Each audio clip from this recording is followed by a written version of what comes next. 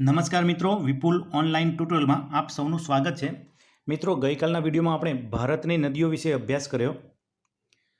જે મિત્રોએ જોયો ન હોય તો કોમેન્ટ બોક્સમાં જણાવશો, હું PDF ફાઇલ પણ તેમાં મૂકી દઈશ અને ડિસ્ક્રિપ્શન બોક્સમાં લિંક મૂકેલી છે, ત્યાંથી પણ તમે તે વિડીયો જોઈ શકશો અથવા તો પ્લેલિસ્ટમાં જઈને પણ તમે ભારતની નદીઓ અને ગુજરાતની નદીઓ વિશેનો વિડીયો જોઈ શકશો.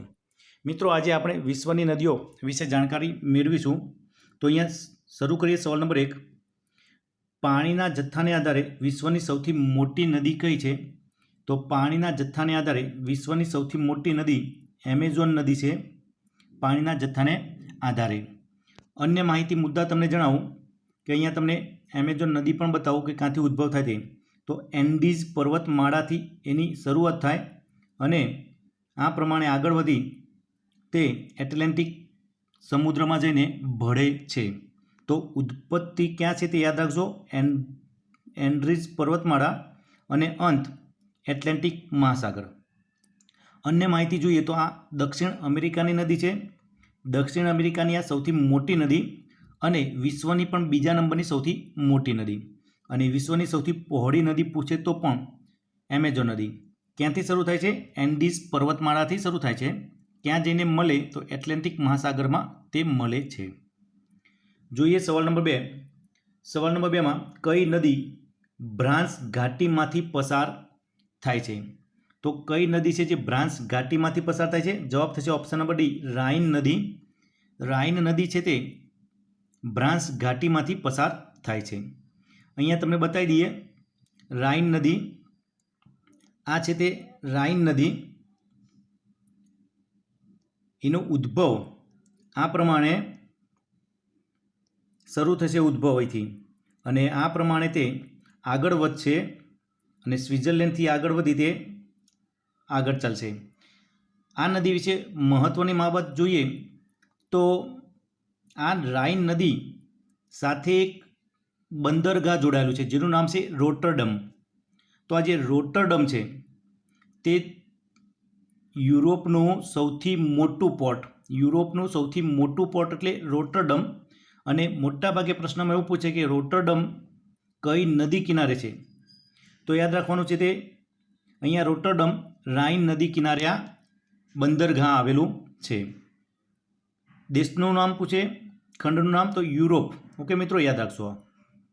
સવાલ નંબર 3, વોલ્ગા નદી કોને મળે છે? તો વોલ્ગા નદી કેસ્પિયન સમુદ્રને મળે છે. હવે જોઈએ વોલ્ગા નદી ક્યાંથી ઉત્પન્ન થાય અને કઈ રીતે તે આગળ વધે તે.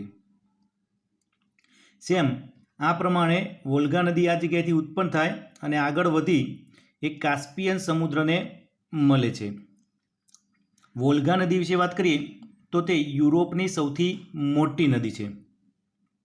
સવાલ નંબર 4, કઈ સભ્યતાને નાઇલ નદીનું વરદાન કહેવામાં આવે છે? તો જવાબ થશે ઓપ્શન ડી, મિસ્રની સભ્યતા એ નાઇલ નદીનું વરદાન છે. નાઇલ નદીની વાત આવી તે પણ જોઈ લઈએ. અહીંયા નાઇલ નદી વિક્ટોરિયા સરોવરમાંથી ઉત્પન્ન થશે, આગળ વધી ઇટાલીમાંથી ભૂમધ્ય સમુદ્રમાં આગળ વધે છે. તો આ નાઇલ નદી વિશે બે બાબત મહત્ત્વની છે કે ઇટાલી મિસ્ર દેશનું વરદાન એટલે નાઇલ નદી. સૌથી મોટી નદી કઈ દુનિયાની? તો નાઇલ નદી. નાઇલ નદીનો ઉદ્ભવ ક્યાંથી થાય છે? વિક્ટોરિયા સરોવરથી. અને નાઇલ નદી કોને મળે છે? તો ભૂમધ્ય સમુદ્રને મળે છે. આટલા મુદ્દા નાઇલ નદી વિશે યાદ રાખવાના છે. જોઈ લઈએ સવાલ નંબર 5. સવાલ નંબર 5માં યુરોપની કઈ નદી કોયલા નદી તરીકે ઓળખાય છે? ઘણીવાર પરીક્ષામાં પૂછાયેલો પ્રશ્ન છે મિત્રો. તો યુરોપની રાઇન નદી છે તે કોયલા નદી તરીકે ઓળખાય છે. હમણાં જ ઉપર આપણે રાઇન નદી વિશે જોઈ ગયા. ફરીથી એકવાર બતાવી દઉં. રાઇન નદીની કિનારે કયું બંદરગાહ આવેલું છે? તો રોટરડમ. અહીંયા તમને જોવા મળશે તે રોટરડમ બંદરગાહ રાઇન નદી કિનારે આવેલું છે. અને એનો ઉદ્ભવ ક્યાંથી થાય છે? તો સ્વિસ પર્વતમાળામાંથી તેનો ઉદ્ભવ થાય છે. તો સ્વિસ પર્વતમાળા અને રોટરડમ આ બંને શબ્દો રાઇન નદી સાથે જોડાયેલા તે યાદ રાખવાનું છે. બીજા નંબરનું મહત્ત્વનું છે, યુરોપની સૌથી વ્યસ્ત પરિવહન ધરાવતી નદી કઈ? મોસ્ટ ઇમ્પોર્ટન્ટ યુરોપની સૌથી વ્યસ્ત પરિવહન ધરાવતી નદી તો એ પણ રાઇન નદી છે. અને રોટરડમ કઈ નદી સાથે જોડાયેલું બંદર છે? તો રાઇન નદી સાથે. જોઈએ સવાલ નંબર 6. વિશ્વની સૌથી વ્યાપારિક નદી કઈ છે? તો વિશ્વની સૌથી વ્યસ્ત વ્યાપારિક નદી હમણાં ઉપર જોઈ ગયા તે પ્રમાણે રાઇન નદી વિશ્વની સૌથી વ્યસ્ત વ્યાપારિક નદી છે અને રોટરડમ બંદરગાહ તેની સાથે જોડાયેલું છે. આ બે મુદ્દા એમાં યાદ રાખવાના છે. સવાલ નંબર 7. સવાલ નંબર 7ની અંદર યુરોપની સૌથી લાંબી નદી કઈ છે? તો મિત્રો યુરોપની સૌથી લાંબી નદીનું નામ છે વોલ્ગા નદી. મહત્વનું છે, યુરોપની સૌથી લાંબી નદી છે તે વોલ્ગા નદી છે. યુરોપમાં બે નદી તમારે યાદ રાખવાની છે, એક રાઇન નદી અને એક વોલ્ગા નદી. રાઇન નદી સૌથી વ્યસ્ત વ્યાપારિક નદી અને વોલ્ગા નદી સૌથી લાંબી નદી યુરોપની. જોઈ લઈએ અહીંયા નકશામાં પણ. તો યુરોપની સૌથી લાંબી નદી વોલ્ગા નદી આ પ્રમાણે તમને જોવા મળશે, જે કાસ્પિયન સમુદ્રમાં જઈને મળે છે. ક્યાંથી નીકળે? તો વલ્દાઈ ડુંગરમાંથી નીકળે અને કોને મળે? તો કાસ્પિયન સાગરને તે મળે છે, વોલ્ગા નદી. સવાલ નંબર 8. નીચેનામાંથી કઈ નદી વિષુવવૃત્ત રેખાને 2 વાર ઓળંગે છે? તો વિષુવવૃત્ત રેખાને 2 વાર ઓળંગે તે નદીનું નામ છે જાયરે નદી. જાયરે નદીને ઘણીવાર કોંગો નદી તરીકે પણ ઓળખવામાં આવે છે. કોંગો એટલે કોંગો દેશ સાથે સંકળાયેલી છે. જોઈ લઈએ, તમને નકશામાં બતાવી દઈએ કે આ પ્રમાણે આ કોંગો રિપબ્લિક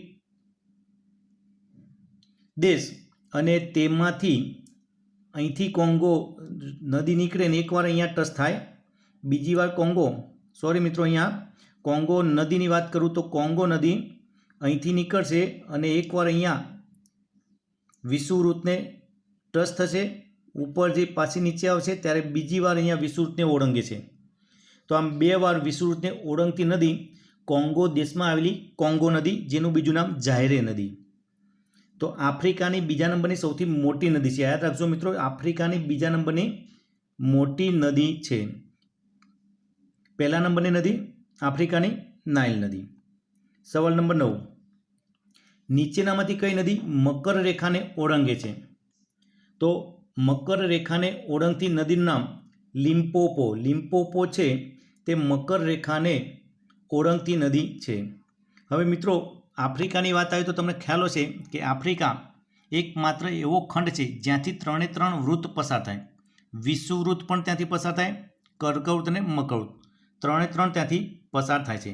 તો એ આફ્રિકા ખંડની જે નદીઓ છે તે જ કોઈના કોઈ વૃત્તને ઓળંગશે. તો વિષુવવૃત્તને 2 વાર ઓળંગનારી નદી કોંગો, જે પણ આફ્રિકામાં, એ જ પ્રમાણે મકરવૃત્તને ઓળંગનારી નદી પણ લિમ્પોપો, એ પણ આફ્રિકાની જ નદી છે. અહીંયા તમને જો બતાવી દઈએ લોમ્પોપો નદી. તો લોમ્પોપો નદીની વાત કરીએ તો અહીંથી લોમ્પોપો નદી નીકળે અને આ પ્રમાણે તે આગળ વધે, મતલબ કે અહીંથી આ બાજુથી નીકળશે અને આ પ્રમાણે આગળ જશે અને આ જગ્યા પરથી એ કર્કવૃત્તને ઓળંગે છે, મકરવૃત્તને. ઓકે મિત્રો. સવાલ નંબર 10. નીચેનામાંથી કઈ નદી તેલ નદી તરીકે ઓળખાય છે? તેલ નદી તરીકે ઓળખાતી નદીનું નામ જણાવો. તો ઓપ્શન નંબર બી, નાઇજર નદી તેલ નદી તરીકે ઓળખાય છે. નાઇજરની વાત કરીએ તો આપણે દક્ષિણ અમેરિકામાં આ નાઇજર દેશ છે, નાઇજર દેશમાંથી આ નદી નીકળે તેને નાઇજર નદી તરીકે ઓળખવામાં આવે. તો ગુયાના, અહીંયા ગુયાનામાંથી નીકળે અને આ પ્રમાણે આગળ વધી માલી દેશ, નાઇજર દેશ, આ પ્રમાણે નાઇજર તરીકે આગળ વધે છે. તો એનો અંત ક્યાં જઈને મળે? તો ગલ્ફ ઓફ ગુયાનામાં જઈને તેનો અંત થાય. ગુયાનામાં તે મળે છે, યાદ રાખશો. સવાલ નંબર 11.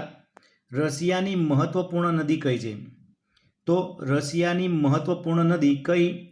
વોલ્ગા નદી, કારણ કે તે સૌથી મોટી નદી છે. એક મુદ્દો યાદ રાખવાનો છે, વોલ્ગા અને રાઇન બંનેમાં ડિફરન્ટ યાદ રાખવાનું છે. તો રશિયાની સૌથી મહત્વપૂર્ણ નદીનું નામ થશે વોલ્ગા નદી. એકવાર તમને નકશામાં બતાવી દીધું. સવાલ નંબર 12. લાલ નદી કયા દેશમાંથી વહે છે? લાલ નદી, જવાબ થશે ઓપ્શન નંબર ડી, વિયેતનામમાંથી તે પસાર થાય છે. તો અહીંયા વિયેતનામ બતાવી દઈએ કે ચીનની નીચે જે આ વ્હાઇટ ભાગ છે તે છે વિયેતનામ, અને વિયેતનામની અંદર પણ આપણે થોડું ડીપમાં જોઈએ તો ઉપરનો ભાગ છે જે યલો કલરનો તે ચીન છે અને આ જગ્યાએથી લાલ નદી પસાર થાય અને તે જે સાઉથ ચાઇના સમુદ્રમાં જઈને મળે છે, વિયેતનામમાંથી લાલ નદી.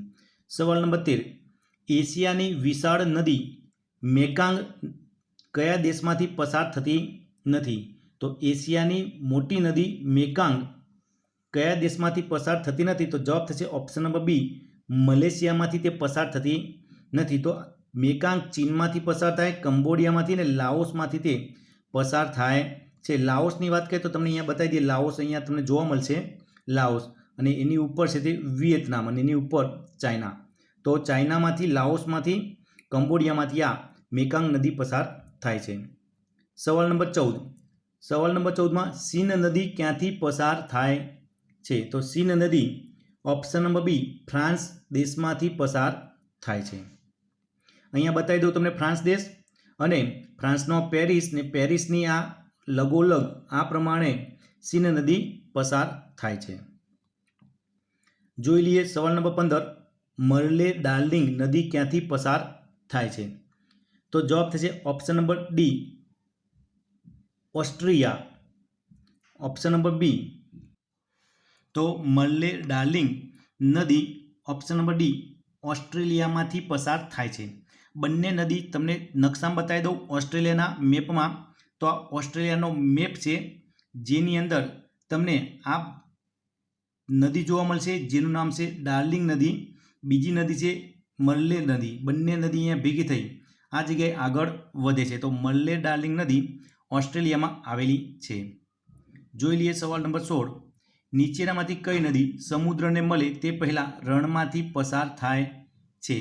તો જવાબ છે કોલોરેડો. કોલોરેડો નદી દરિયાને મળે તે પહેલાં એકવાર સમુદ્રમાંથી પસાર થાય છે. જોઈએ આ નદી કઈ જગ્યાએથી આવે છે, ક્યાં જાય છે તે. તો અમેરિકાની, દક્ષિણ અમેરિકાની આ નદી, અહીંયા તમે કેલિફોર્નિયા, ઉત્તર અમેરિકા, અને આ કોલોરાડો નદી જે વચ્ચે એકવાર રણમાંથી પણ પસાર થાય છે, ઉત્તર અમેરિકાની કોલોરાડો. સવાલ નંબર 17, સવાલ નંબર 17માં નાઇલ નદી ક્યાં જઈને મળે છે? મોસ્ટ ઇમ્પોર્ટન્ટ, વારંવાર પરીક્ષામાં પૂછાયેલો સવાલ છે. નાઇલ નદી ભૂમધ્ય સમુદ્રમાં મળે છે. સવાલ નંબર 18, મિસિસિપી અને મિસોરી શું છે? તો મિસિસિપી અને મિસોરી બે નદીઓના નામ પણ છે અને બે રાજ્યના પણ નામ છે.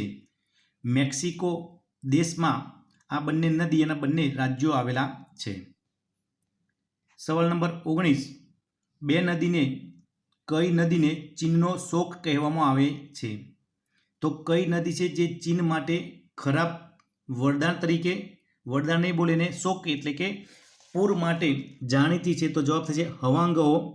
હવાંગહો છે તે ચીનની શોક નદી તરીકે જાણીતી નદી છે, વારંવાર પૂર આવવાના કારણે. અહીંયા જોઈ લઈએ હવાંગહો. તો હવાંગહો આ પ્રમાણે ચીનના મધ્યમાંથી ઉત્પન્ન થશે, આગળ વધી તે ચાઇના ખાડીમાં મળે છે.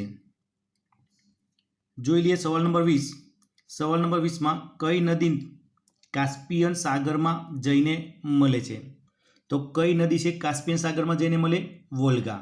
વોલ્ગા નદી છે તે કાસ્પિયન સાગરમાં જઈને મળે છે, અને તે સૌથી મોટી નદી વાત કરી તે પ્રમાણે ઉપર.